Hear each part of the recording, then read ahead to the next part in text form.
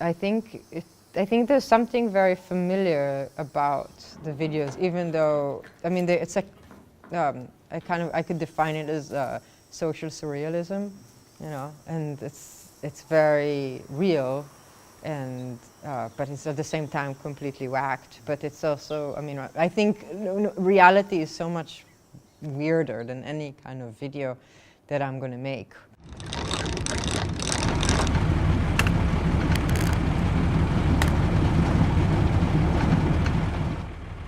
I'm just obsessed with the way things are made and how, you know, how things kind of take their final shape, but almost like if you peel the skin from them, then you see all these processes and people and dead labor and all these things that is kind of trapped into everything. And so everything, in a way, you know, this camera, this light stand, everything has this story behind it of how it came about. And if you start, you know, peeling it and peeling it and peeling it, you know, that's the story.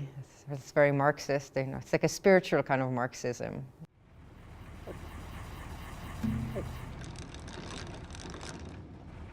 Well, the characters are a big inspiration for me.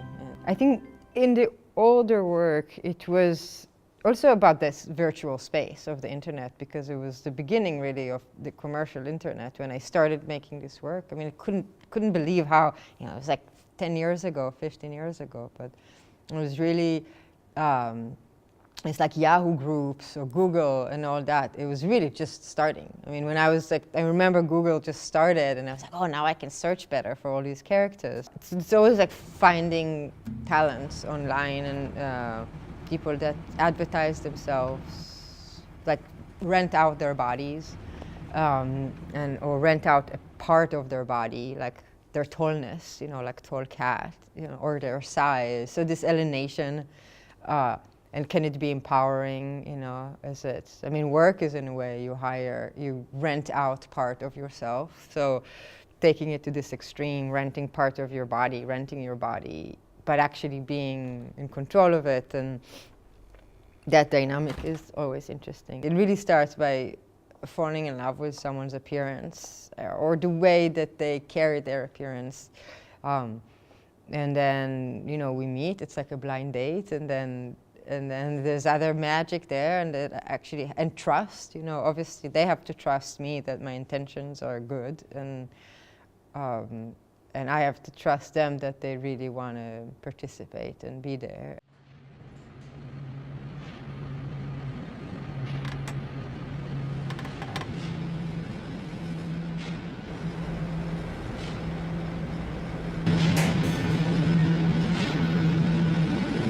I see it.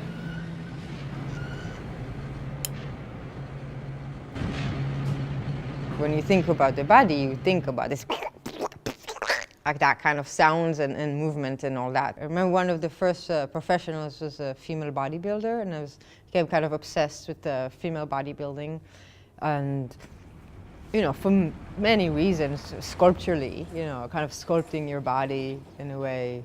Again, internal, external, how you see the veins and all that. So it's like almost like the inside of the body wants to pop out, and you really notice the skin is just this layer that protects all these things. And I think the more the muscle grow, like you really like wanting to burst out.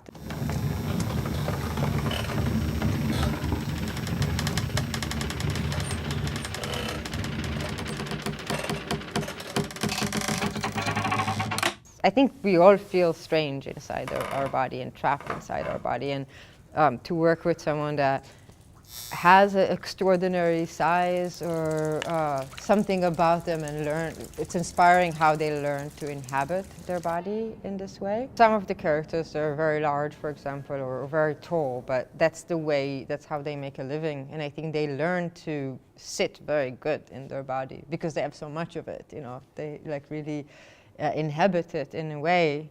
And I think you only could do that if you have a little odd size. You, in a way, confronted by it, I'm sure, so much that you really learn how to inhabit it. I think probably people that have an odd size are way more confident, like the people I work with, way more confident. And also, this idea of this, like, treating it as the means of production in a way, or like something that you own, you possess, rather than what you are, is interesting.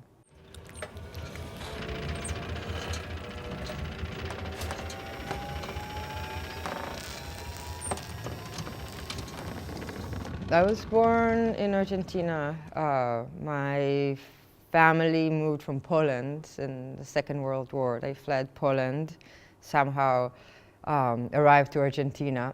And then there was during the post-Peron dirty war years in Argentina, so they fled again to Israel, which is a strange place to run away to, but it was more, it was in the late 70s, so it was actually a good time there. And I escaped Israel in the late 90s, and moved to New York. So I'm still not sure exactly where I'm from. I don't identify with any, I think I'm comfortable not feeling any kind of a national identification with any country, and I kind of, in a way, move to countries that I completely don't identify with, so I don't have to take the responsibility.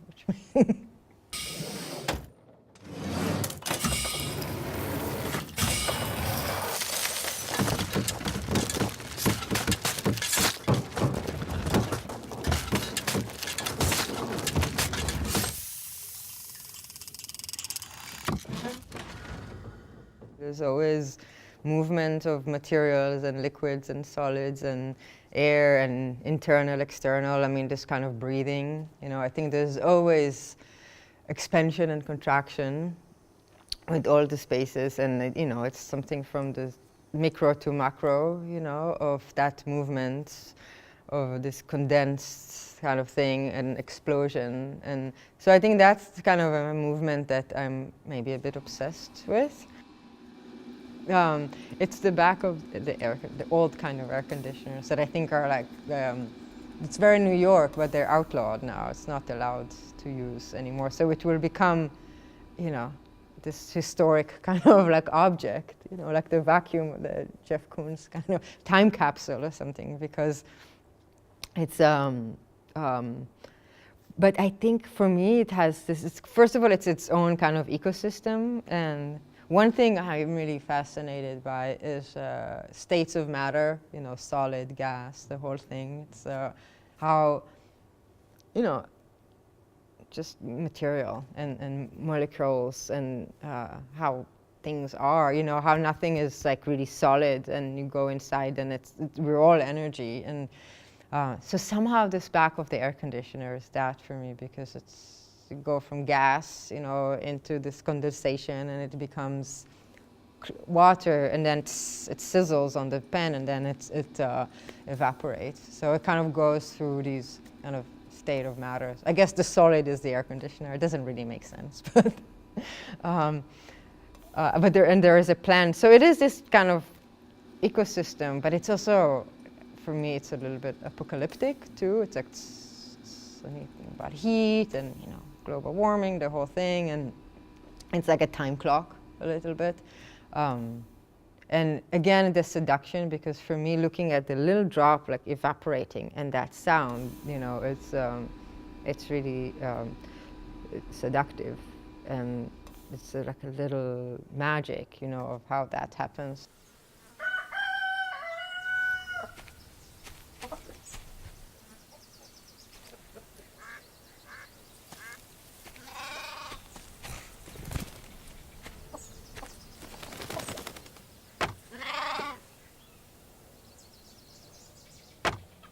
It's always a struggle in a way for ideas,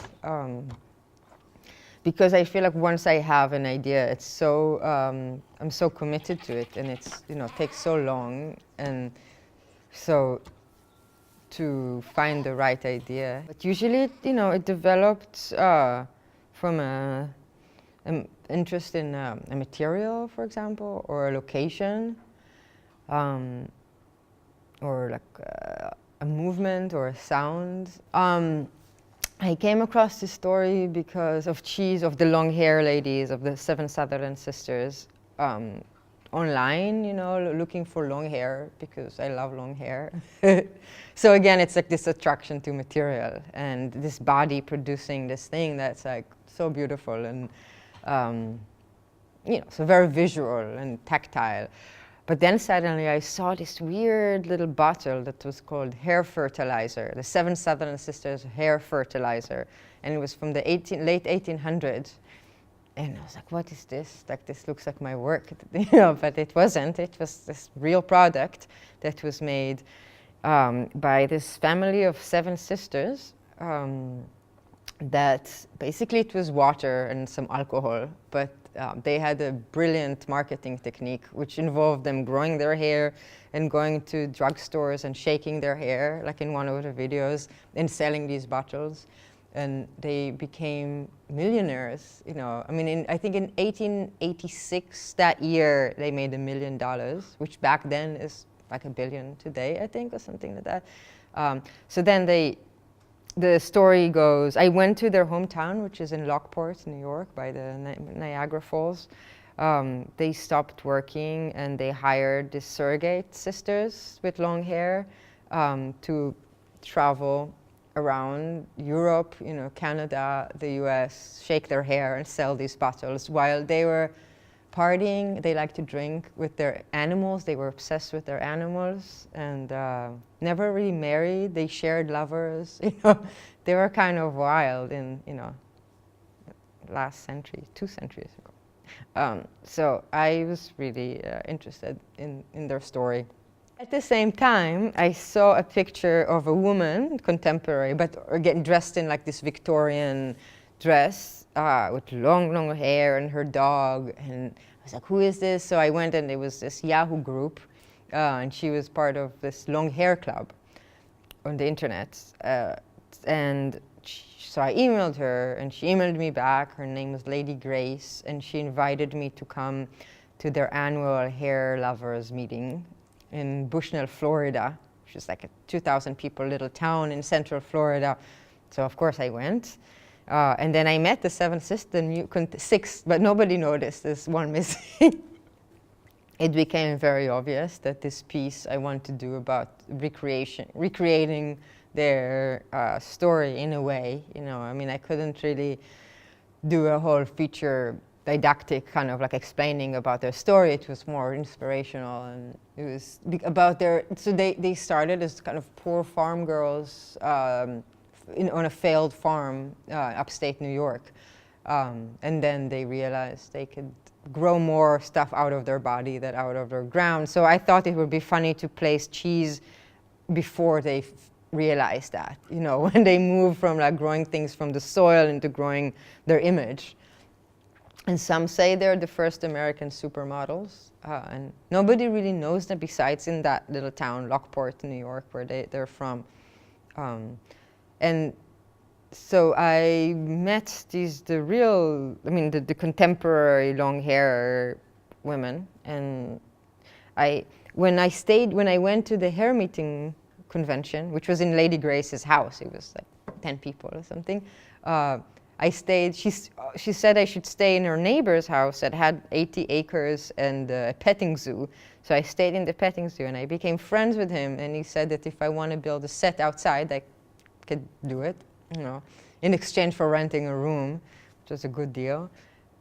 So I stayed there for almost 9 months, almost a year, and built, these are all part of the original cheese farm in Florida. So I was there, you know, I got half an acre, and I was really interested in actually growing stuff from the ground and using that kind of a circular farm structure to explore like movement within it and like a earthwork in a way.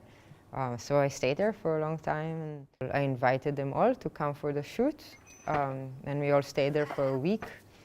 And it was, they created a union against me in the first day because they needed to wash their hair, and it took 24 hours for the hair to dry. And I had 5 days to shoot, so they couldn't take 24 hours. So we made meetings and agreements, you know, their union, the long hair union and me, and we all came to, they could wash their hair in turns, and somehow it worked out. So, yeah. And their hair is really beautiful and mesmerizing. And that was part of the agreement of the union, that I had to say every time that I talk about them, that their hair is mesmerizing and beautiful. And I still do that every time I talk about them. This is a cheese installation. Come in. Yeah, I was really fascinated by the Animal Farm, the George Orwell book, Animal Farm, when I was doing it. And I think I wanted to call it Cheese, a Fairy Story, because it's called Animal Farm, a fairy story. So, yeah, I wanted to make my own kind of Animal Farm. You know, that book is kind of cool, so that was an inspiration. So there's 6 videos that are part of the installation. All these materials are part of the set that you see in the video, which was filmed in Bushnell, Florida, about almost 9 years ago. And so basically the actual set was half an acre that was built almost for a year and was left there, and then I came back with a truck driving from, you know, chopping the set up and putting it in a truck and driving it back to my studio in Harlem, New York.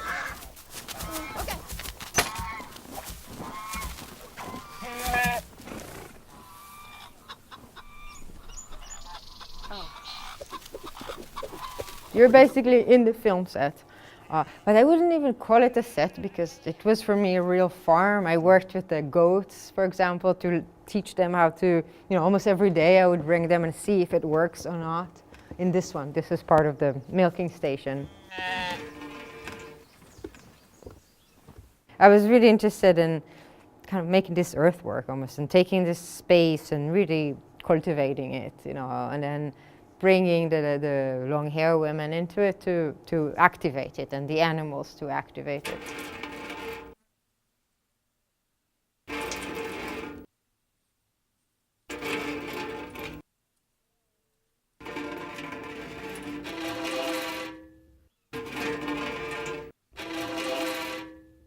It was really about this architecture that's built on mistakes. So, you know, the goats escape and then they run to the other part of the farm, to the milking station, which they also is their changing area. So in a way, the mistake is built into the architecture. That movement, or that random movement, is built into the architecture.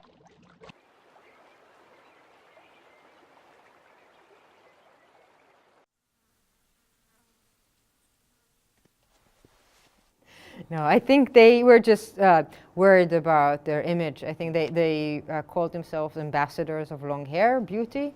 So they wanted to make sure that they're represented as such. And as you could see, their hair is mesmerizing and beautiful. But in the end, it ended up, I think, it was a very strong experience, because we were all in this one space for a week.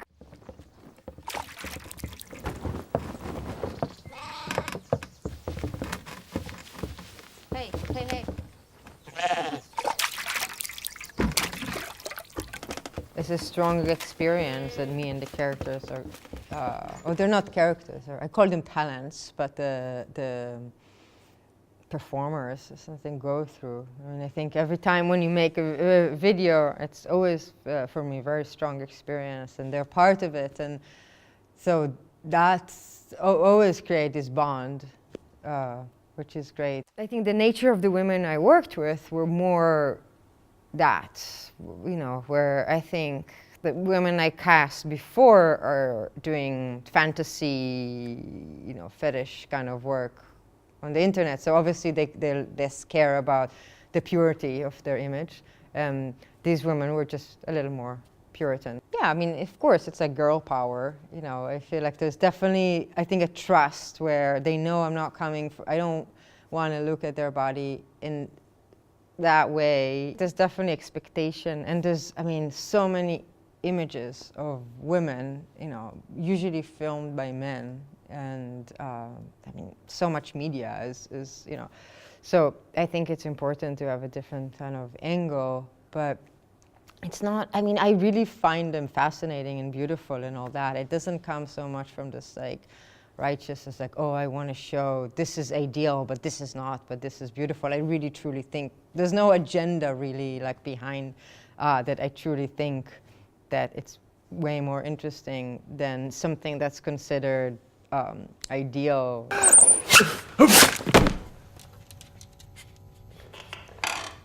Starting with a physical action is a way to commit myself to the project, because if it was in my head, I would change my mind. I change my mind a lot, so it would never actually, I think actually starting even, it's like fencing it in, literally. It's just is a way of committing to it and making decisions that you can't really change, because I never think there's one right way. It's not like I have this vision and now I have to execute it. It's really about the experience of making it.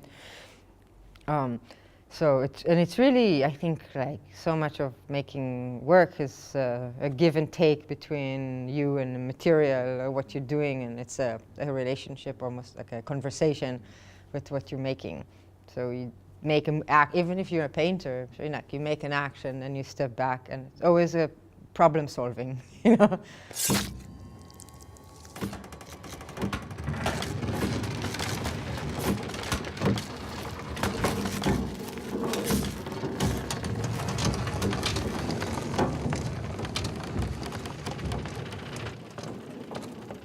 I mean, I ask myself that, why are they always machines? I think it's because they're, in a way, a time-based medium. It's film or video.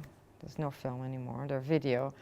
But they're spatial. They describe a space. So for me, a way to move through the space, to tie it together, has to be physical. It's almost like, more and more, I look at the globe as my set, It's kind of this megalomaniac kind of way of, okay, this is like my play area, and I want to connect here to here, and I use movie magic to do that. But that physicality is important. We're moving in a way away from real, like material. The internet is this dematerialization. I mean, there's so much dematerialization. But in the end, we're all made of materials, and in the end, there's a limitation of how much you can dematerialize, and our resources are limited too. So as much as we think that we're kind of maybe broke beyond material, I think it's important to bring it back to very tactile, real kind of things. And also for me, these connections, that I make in my work is a way to give shape to this like shapeless phenomena, and how you press on a button here and something happens in the other part of the world, and these transactions that are, again, so shapeless and hard to grasp, by actually giving them shape is a way to look at it and reflect on it.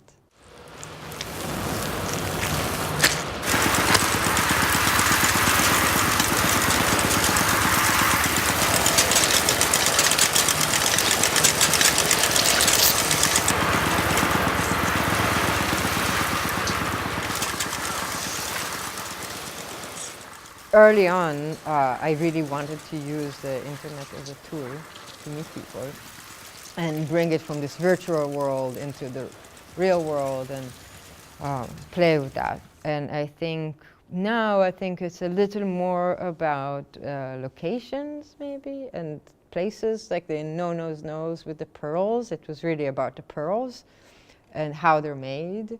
I was, for a while, it's part of my backlist of things I wanted to go and research.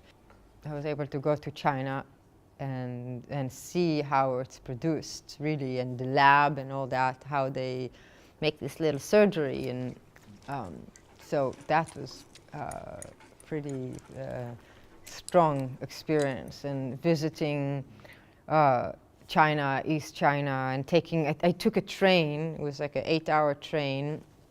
I took a ferry from Taiwan, and then a train from Xiamen to Zhuji, where the pearl production is, which was like an 8-hour. And that train was also very, the landscape was it was powerful and strange, and a lot of buildings. There's like a crazy development, crazy real estate kind of boom. And so many of these housing development, they look like these communist kind of socialist, housing. And I noticed throughout that they're empty. And I think in looking at the way they learned to make artificial pearls, I mean, there's almost no natural pearls. It's all cultured.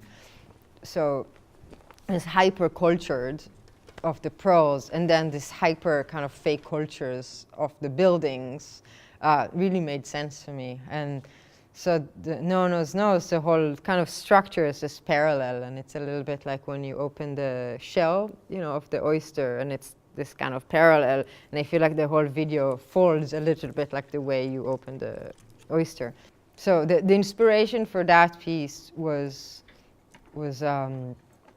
the making of the pearls, but also I thought about, I'm kind of obsessed with allergies as this funny thing, and I thought that it's a little bit like giving the oyster allergy, inducing this allergic reaction in order to produce these pearls.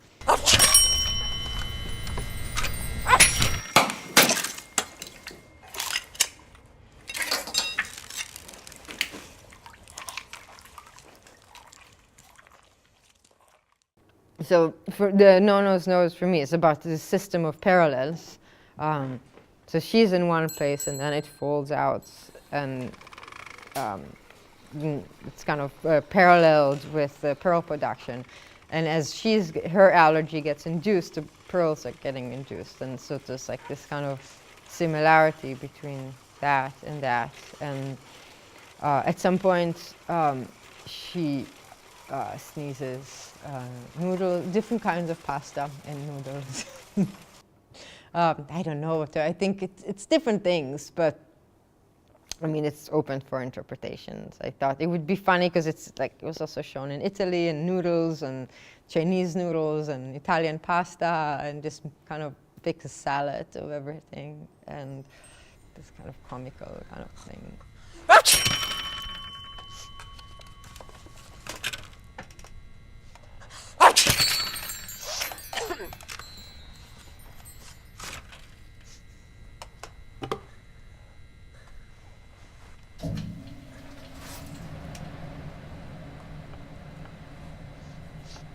It's definitely, I know when it's wrong and when it's right. And usually I can explain to myself the logic, why, and I usually forget why, but it definitely, and I think that's the difference between just more like surrealism, the different kind of surrealism where it's all subjective and it's all about whatever in your own mind. It has to be very connected to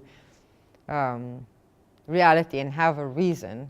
But if I repeat the reason, I think it will sound kind of ridiculous. The internal logic has to be there.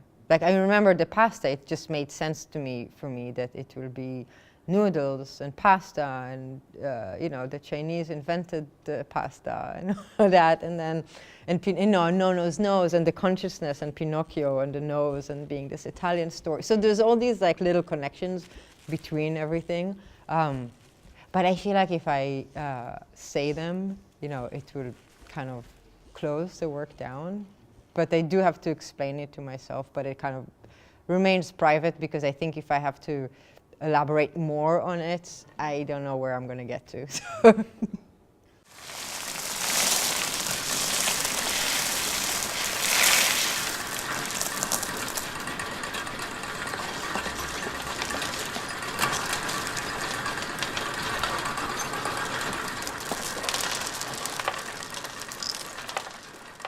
I think it's very much, I mean, the more and more I look at it, again, I don't know what it is. I just know I have the need to make the work. I feel, I always am a bit embarrassed to say, or like, but I'm really inspired by reality, like not so much by art. A lot of the time, I'm too obsessed with making my own work. It's a little, maybe it's a problem, maybe not, I don't know. But I'm not the best art viewer, you know. I mean, yeah, of course, there's a lot of artists, you know, that allowed me to do what I do. So it's not like I'm not part of a tradition or I invented the language, but I almost don't want to look at art because I feel like I would just take it in too much. I think my work is always this kind of a game between internal and external, and kind of internal psychological space or imagination, and the real reality in the world, and like this social kind of movement. And so I think there's always just stages of research, and I'm always interested in the real and actually going to the world. And for me, it's being an artist now is more and more a way to being involved, not being passive, being active, and interfering with the system. I think we all, in a way, feel like so hopeless, helpless in this face of these huge systems that you're kind of born into. And it seems like there's not that much way, unless you become a politician or something like that, or like, how do you really make a little difference or interfere, or not like, you know, live this straight way? Like, how do you actually, you know, go expand from your own reality into other realities and other places in the world, and harshness of realities and beautiful realities, and, you know, how do you... So for me, making work is really about negotiating reality. But there's always, I think you can see from my work, it's not it's not really documentary or political in that way, but it's really about going out and then internalizing it into my own kind of imagination.